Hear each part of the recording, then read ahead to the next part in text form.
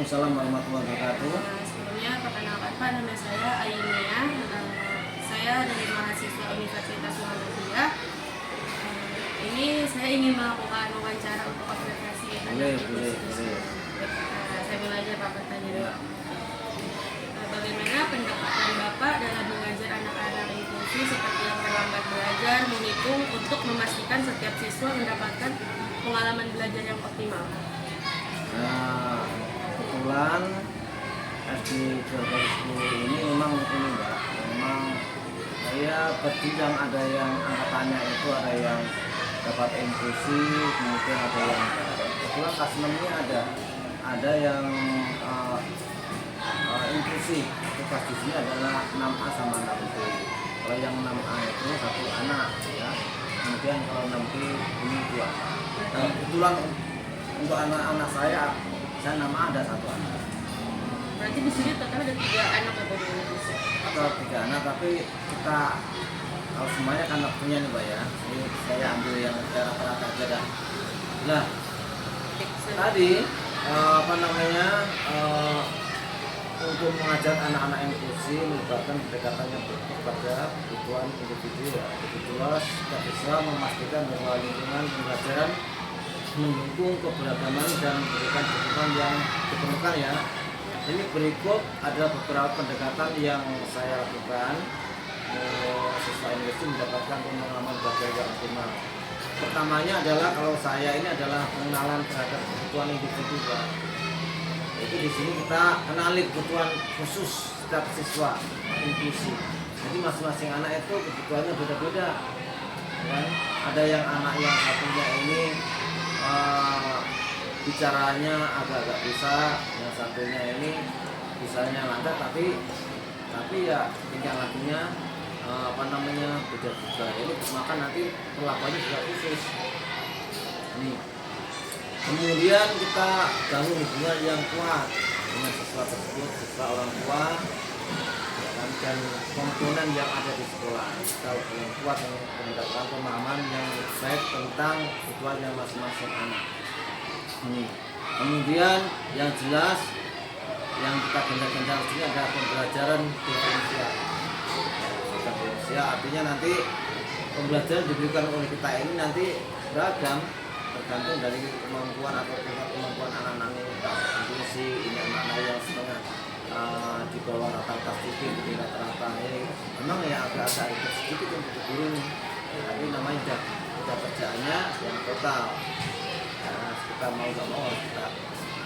Kemudian yang saya lakukan lagi adalah lingkungan pembelajaran yang mendukung. Di sini artinya pastikan ruang kelas dan sumber daya yang lainnya dapat diakses oleh semua siswa, termasuk yang memiliki kebutuhan khusus.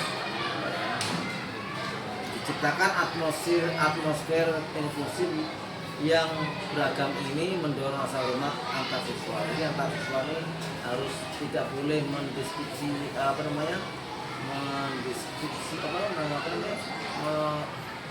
memilah-milah itu lagi ya. Memilah orang yang normal dan yang enggak. Kita buat kita set semuanya itu adalah sama.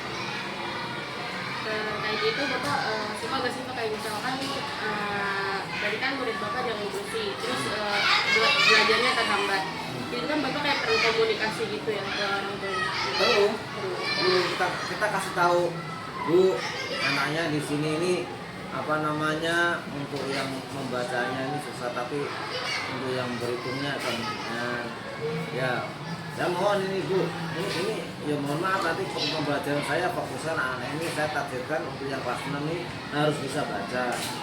Ya saya kasih ininya, nanti yang saya ajari seperti ini nama yang ini yang penting anak ini bisa baca, dan materi yang ada saya kasihkan itu juga nanti saya bawakan ke catatan ke orang tua anak itu, ke orang tuanya untuk dipelajarin, untuk dimaksimalkan biar sama-sama antara orang tua dengan guru yang sekolah itu menyatu.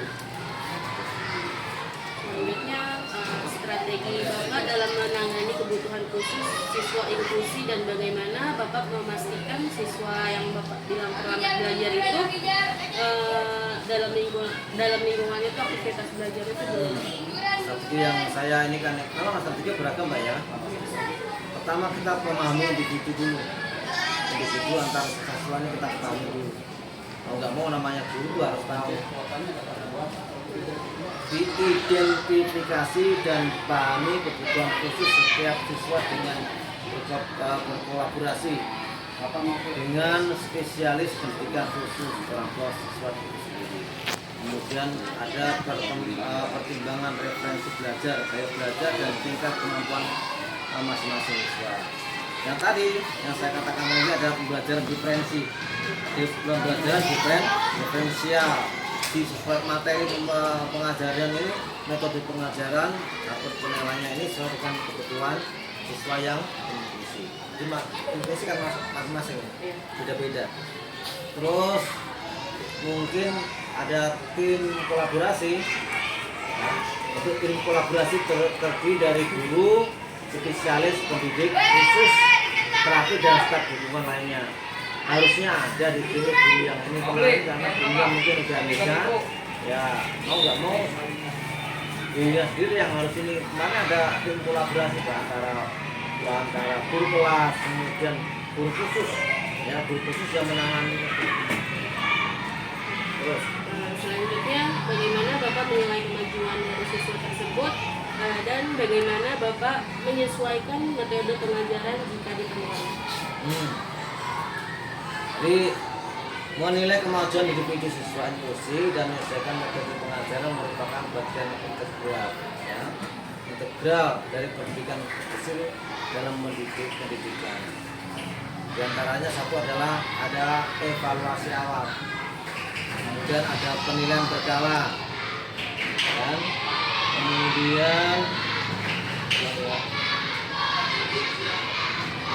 kemudian pemantauan keterlibatan juga penting Mbak. Nah untuk apa namanya, untuk evaluasi awal ini kita melakukan evaluasi awal terhadap kemampuan dan kebutuhan setiap siswa inklusi. Kemudian kita mengidentifikasi kekuatan dan tantangan masing-masing siswa untuk menegakkan pendekatan pembelajaran yang sesuai. Nah untuk yang penilaian berkala yang saya ini adalah menyelenggarakan penilaian berkala untuk memonitor kemajuan siswa inklusi. Dan tidak kalah pentingnya lagi apa? Komunikasi dengan orang tua. Bapak kan tadi bilang perlu komunikasi orang tua juga. Terus sejauh mana sih Pak ngelibatin orang tua atau wali siswa anak tersebut dalam proses pembelajaran dan sebagaimana kolaborasi Bapak tersebut itu meningkatkan hasil belajar? Oke. Ada beberapa cara untuk melibatkan orang tua atau wali siswa inklusi dan meningkatkan hasil belajar. Yang pertama adalah komunikasi terbuka dan teratur. Artinya sertakan orang tua dalam saluran komunikasi reguler, ya kan? Seperti pertemuan orang tua, kemudian ada buletin, kemudian ada atau komunikasi daring. Ya. Kemudian bagikan informasi tentang kurikulum yang kita ajarkan ke anak inklusi tersebut, tujuan pembelajaran dan perkembangan siswa secara teratur. Ya kayak tadi itu Mbak, pelajaran saya ini tak kasihkan ke orang tuanya.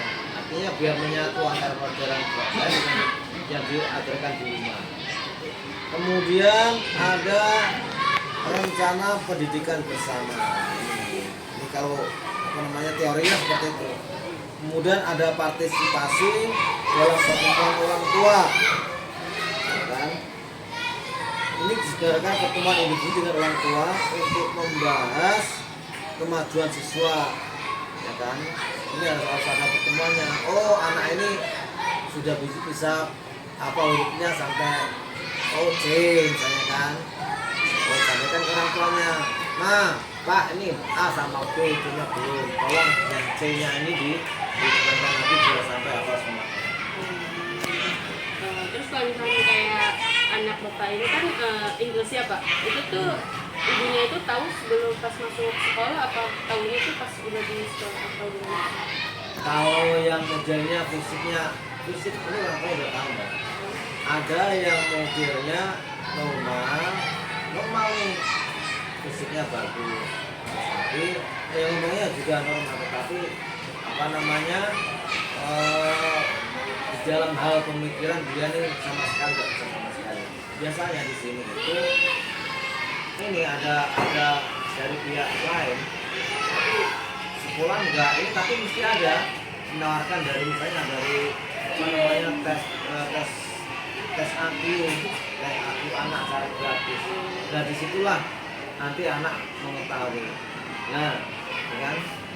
Tapi sebelumnya nih kalau kita kasih pelajaran kan anak kan nggak nyambung kayak nggak nyambung. Tapi kita sudah ngasih tahu orang tuanya ini nggak nyambung ini nggak bisa ini nggak bisa ini. Itu yang tidak kelihatan fisiknya, tapi yang kalau kelihatan fisiknya biasanya tidak ada. Dan dia maka sesuai biasanya itu keterangan dari apa namanya dokter rumah sakit namun cukup biasa. Dari rumah sakit gitu langsung gitu. Sebagai orang punya kalau nggak punya ya biar kita pilihnya yang apa namanya memberitahu. Kayak yang anak saya ini mbak ya juga ada. Memang benar-benar emosi, belum ngomongnya aja belum potong. Bisa kasih tahu bacanya aja nih belum bisa. Tapi kita nggak apa namanya nggak lemah ya. Kita masih. Tapi setelah sini nyari surat keterangan aja masih nggak kuat. Jadi ini belum punya surat keterangan gitu. Belum. Kan orang tuanya sekolahnya ya maunya gratis semuanya. Selanjutnya, bagaimana Bapak merencanakan kegiatan pembelajaran yang dapat disesuaikan dengan kebutuhan seperti siswa tersebut? Kalau saya sih langkah-langkah saya pahami dulu kebutuhan dan keanekaragaman siswa.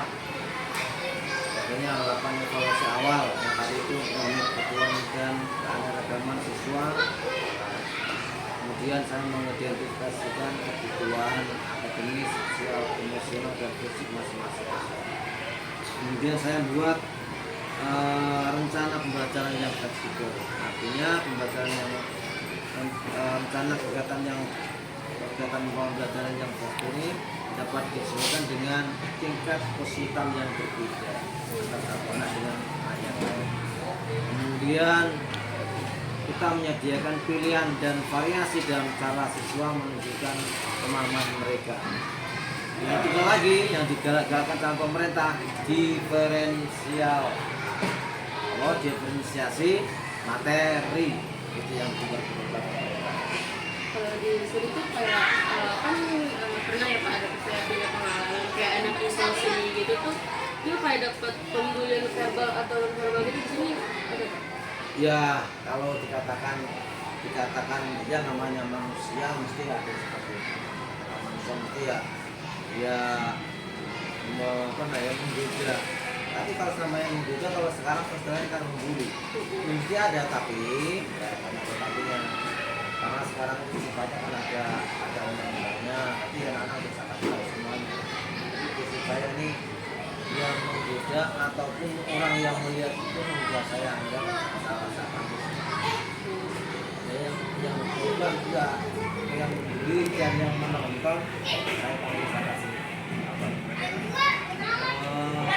pengetahuan kemudian kegiatan itu yang tidak baik yang bisa dihukum bisa pulang.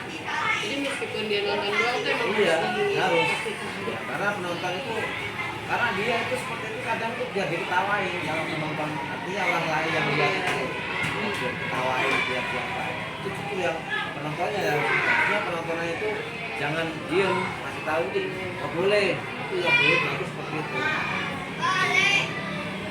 Selanjutnya, bagaimana Bapak mengatasi tantangan yang mungkin muncul dalam mengelola kelas Bapak yang mempunyai anak yang berkebutuhan khusus dan memastikan keadilan bagi yang siswa yang tadi Bapak ceritakan? Tadi aku juga bertanya. Jadi bagaimana Bapak mengatasi tantangan yang mungkin muncul dalam mengelola kelas inklusi dan memastikan keadilan bagi semua siswa? Kalau saya, kalau yang salah, saya kita tahu boleh bersalah. Tapi kalau prinsipnya itu apa namanya dia punya membeli, memang ini karena nanti mungkin apa namanya satgas yang pembelian kita apa namanya kita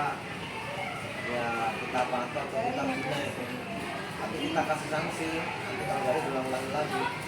Nah, rasa keadilannya pun kalau kita ini siapapun yang bersalah, baik itu yang normal ataupun yang impulsi atau yang enggak, kita tidak membeda-beda ya. Dan saya salah, benar juga benar, itu aja. Ya kita ciptakan semuanya dalam keadaan yang jangan apa namanya apa ya, kalau kita ini kita bikin yang yoi senang kekeluargaan, jangan punya musuh. Nah ini yang sudah punya musuh. Ya, mungkin dia belajarnya bisa cukup nyaman gitu ya Pak? Iya, yang penting nyaman dulu, seneng sama gurunya, ya kan, sama teman-temannya, ya kan. Kemudian ya yang paling berat ini kalau anaknya ini Pak, saya orang yang seperti ini enggak. Jadi kita itu gimana kita itu anak itu tidak minder itu aja. Iya. Kemudian bagaimana Bapak berkomunikasi dengan siswa Bapak tersebut untuk membangun kepercayaan dan memotivasi mereka dalam proses belajar?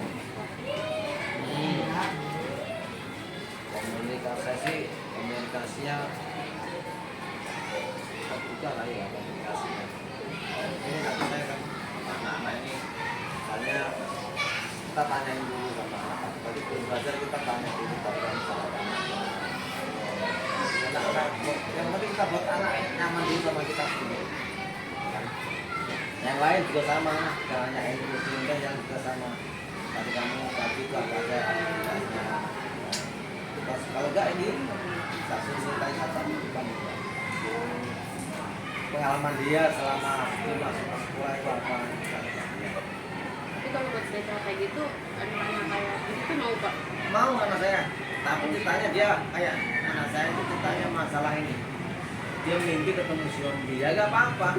Yang penting dia berani tampil ke depan. Jadi mimpi ketemu hantu katanya, katanya sama kecil anak, ya udah maunya itu saja dia tepuk tangan bagus. Udah seneng juga. Yang penting kayak cara kita buat Yang apa sekarang, Den? Udah seneng itu. Udah seneng enggak? Biasanya tahun kemarin anak kelas sekolah. Kelas sekolah. Sedang mau susah. Saya tak berpikir. Mau tanya aja, kamu kasih sarapan enggak? Enggak Pak, ya tak kasih duit kamu sarapan. Tapi ya gitu tadi sama Elin, ngomongnya nggak punya sakit, nggak tahu. Jajannya ada yang nasi goreng, ada ini. Kamu katanya nggak punya duit. Saya kan kenapa? Kamu jajannya kok banyak? Dia kata apa pun seperti itu. Sama tidak boleh. Kalau kamu punya duit, ngomong aja punya duit. Kalau enggak, aku kasih. Siapa sih? Tapi bilang ke Anda. Itu rasa Saya Bapak untuk guru yang mungkin baru terlibat di dalam mengajar anak-anak itu. Ini biasanya. Saran ini saya terakhir ini ya. Saran saya tadi. Oh, itu orang juga itu sih. Kalau saya ini artinya jangan beda-bedain lah. Pahami dulu kebutuhan dan korban itu. Yang pertama ini Pak, jangan ada perasaan beda-bedakan karena ada yang impulsi, apa orang kaya dengan impulsi anak kaya berbeda. Ada bukan yang kalau ini nggak ada. Tenang aja nggak beda. Kalau udah ada prinsip kayak gitu, ini impulsi anak kaya orang ini terus kita beda atau nggak beda. Yang penting hati kita itu semuanya mau kaya mau miskin tidak mau anaknya seperti itu. Kalau kaya anak sekolah normal apalagi yang ini. Nah, kita gurunya tugas gurunya. Nah, gurunya harus apa? Harus punya niat bahwa semua itu ciptaan Tuhan, ya kan? Dia menciptakan yang kaya itu semua itu ada apa namanya? Ada tujuannya tertentu. Kalau saya dulu nggak bisa itu harus dulu balik ke hati lagi. Jadi semangat kecantian atau ciptaan Allah tidak boleh dibuka kembali. Ataupun misalnya kalau terjadi misalnya hambatan dan ada kita harus tempat kalau yang lain. Terima kasih ya Pak untuk jawaban-jawabannya. Ini sangat bermanfaat sih buat saya yang bakal nanti mungkin berapa tahun ke depan bakal jadi guru. Iya, Mungkin bakal alhamdulillah nanti saya doain ya. Assalamualaikum warahmatullahi wabarakatuh. Assalam. Perkenalkan, nama aku Ainia Yunitasari. Aku itu dari mahasiswa Universitas Muhammadiyah Profesor Dr. Hamka. Jadi aku izin wawancara kamu ya buat mata kuliah aku pendidikan inklusi. Oke. Yang pertama Jaki. Ya. Jadi namanya Jaki. Jaki itu belajar itu karena apa? Apa yang bisa bikin Zaki itu mau belajar? Biar Lulus. Terus Pintar. Oke. Jaki itu belajar di sini seru-seru gak gitu? Seru, menyenangkan pelajarannya. Oke. Terus gimana Jaki itu bisa belajar itu lebih menyenangkan buat Jaki? Kayak gimana? Bisa main. Terus Belajar. gurunya baik-baik juga. Baik-baik. Iya. Yang ketiga, apa yang Zaki rasain ketika Jaki itu belajar bisa berhasil gitu, ngerti gak? Bisa berhasil memahami yang sebelumnya itu menurut Zaki sulit. Apa? Sulit. Kayak misalkan nih Zaki susah buat belajar matematika. Terus Zaki itu biar bisa tuh Zaki gimana? Biar bisa Zaki memahami matematika ini. Belajar yang benar. Nah, Zaki kayak diajarin gitu gak sama mamanya Zaki? Enggak, jadi Zaki itu belajar sendiri. Oh, belajar sendiri di rumah. Jadi kalau misalkan Zaki ada PR tuh gak diajarin sama mama Zaki? Oh, enggak. Ada kamu itu di sini sekolah hal apa yang mau Zaki pelajarin lebih dalam, kayak misalkan mata pelajarannya matematika, bahasa Indonesia, olahraga, IPA ya. Zaki mau belajar apa?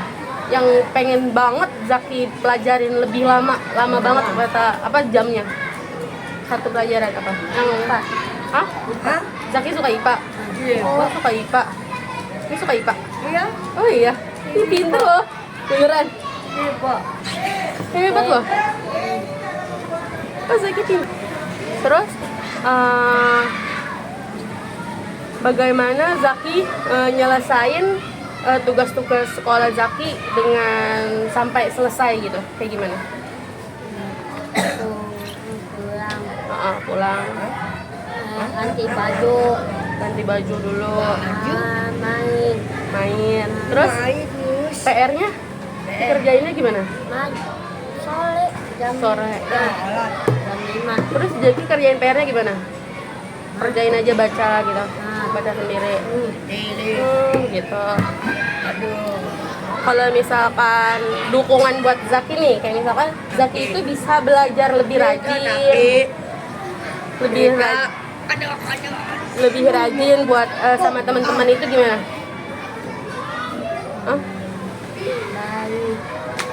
Baik. Oh, Zakinya harus jadi anak baik. Oh, begitu. Terus dukungan teman-teman ke Zaki itu kayak gimana? Kayak ngajak main gitu ya? Terus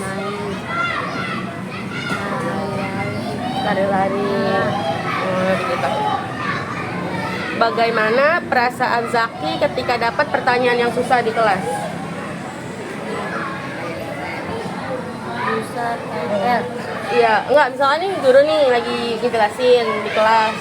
Terus dia kayak ngasih pertanyaan itu susah banget buat Zaki. Zaki itu perasaannya gimana? Kesel kah? Marah kah? Atau gimana? Enggak. Biasa aja. Kayak misalkan Zaki kayak mikir gitu, ih susah banget gitu. Baik. Enggak, Zaki harus baik gitu, tetap baik. Kalau misalkan ada pertanyaan sulit. Zakinya harus gimana kalau misalkan dapat pertanyaan-pertanyaan yang susah? baik, Harus lebih banyak belajar lagi. Oke. Selanjutnya, apakah ada cara tertentu yang membantu fokus dan konsentrasi? Selain biar Zaki fokus dan konsentrasi sama mata pelajaran tersebut tuh gimana? Guru harus bisa bikin senang Zaki kah? Iya harus. Kayak guru itu harus punya pengalaman belajar yang bikin Zaki seneng. Kayak misalkan kayak ngasih video-video gitu, video-video lucu, kartun, pokoknya yang bisa ngedidik Zaki. Oh gitu.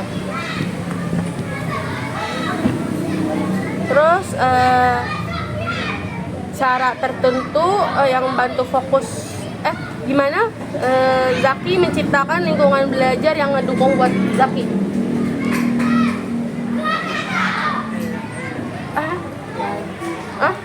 Iya, lingkungan belajar tuh kayak buat Zaki, bikin Zaki mau belajar terus tuh apa? Lulus, biar lulus. Biar lulus terus gak boleh bolos gitu ya. Terus teman-temannya juga harus baik, Zakinya harus baik juga. Begitu, oke. Terus yang terakhir, apa ada hal khusus yang buat bangga dalam pelajaran Zaki? Kayak misalkan dapat nilai bagus kah gitu. Ya, Zaki apa aja yang dapat nilai pelajaran bagus? IPA, PS, Terus agama, agama bagus nilai Zaki. Zaki bangga kalau nilai Zaki bagus. Seneng. Oke. Makasih ya Zaki udah mau diwawancarain. Dadah dulu. Dadah. Oke. Kevin seneng gak temenan sama Zaki? Senang. Seru temenan sama dia. Terus gimana cara Kevin bantuin Zaki belajar? mudah, Cara bantuin Zaki belajar gimana? nulis, Terus kasih tahu gitu. Jadi perhatian yang Kevin kasih buat Zaki itu kayak nanyain tugas-tugas Zaki yang udah kelar gitu ya? Yang belum kelar. Zaki nanyain. Hah? Iya. Oh. Jadi kalau misalkan Zaki belum selesai gitu, Kevin bantuin. iya, Iya. Hah? Iya. Terus Kevin main sama Zaki itu main apa aja di sini? main apa? Hah? Main sepeda, Apa? Sepeda. Terus? tadi,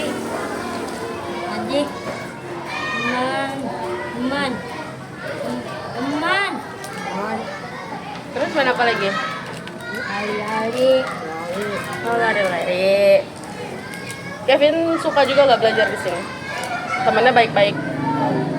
Oke. Makasih ya.